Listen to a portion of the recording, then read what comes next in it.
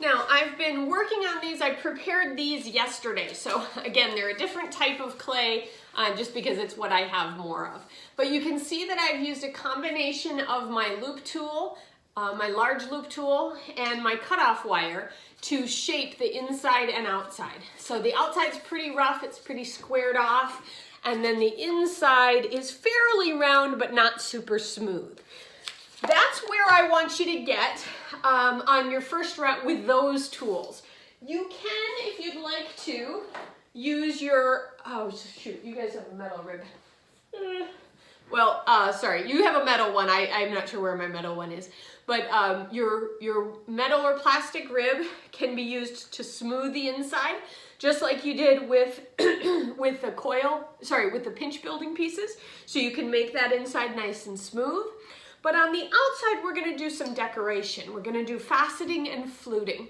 Essentially what I have here is faceting.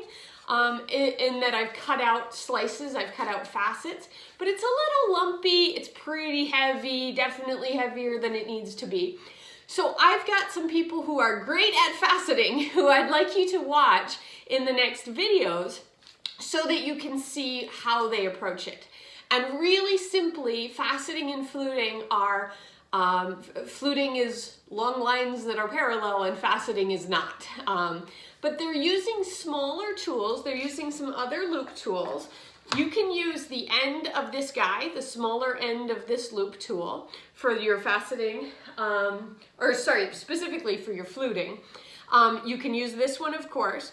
You can also use the smaller loop tool that you got, but I think some of your videos, they'll be using a mid-sized loop tool. That mid-sized loop tool is often available in throwing kits, and I don't think I got you one. They tend to break it, so I don't have extras of them. But you can make do with these others. Other tools that you can play around with, if you'd like to, is you could use a cheese cutter. Or you can use, you can take a piece of like wire, like a hanger, and you can use the end of that to play around with. So this is my first time doing this project in this class, and so we're gonna play. We're gonna have some experimentation and see how it goes. But I want you to at least get a feel for trying out some of those other tools. The other thing I wanted to mention to you here is that this piece is now leather hard. How do we know it's leather hard? Because when I push on it, I'm not easily squishing it. But it hasn't started to change color. On the video, you generally are gonna have a harder time telling the color change, but in person, if you look at your pinch bowls from the very first day, if they've been left out, they will have changed color a little bit. They'll be bone dry, totally dry. You won't be able to push on them. Leather hard hasn't changed color yet, is still is fairly stiff, but you can still scratch into it or carve into it. I just drew my nail in there to show you. So that's how you know it's leather hard.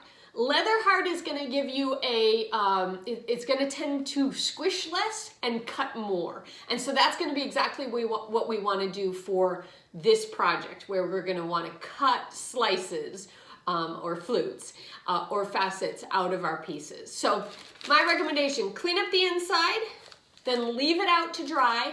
Mine I ended up leaving out for several hours, and then I wrapped it up overnight and got to it the next day.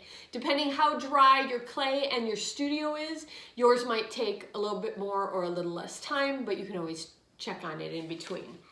I started with a fairly large lump of clay here, a little bit smaller lump of clay here, and you can see I'm less far along. I haven't cleaned up, I haven't undercut the bottom on this one yet.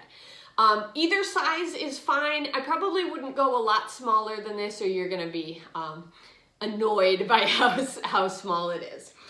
Remember, with fired clay, we're gonna want it to be less than a quarter of an inch, less than a half of an inch thick. I usually use a thumb as a guideline, so if you've got parts of your walls that are significantly thicker than your thumb, it's gonna be a risk for blowing up. That goes for the bottom too. So if my wall down here is real thick, it's gonna be a problem for blowing up.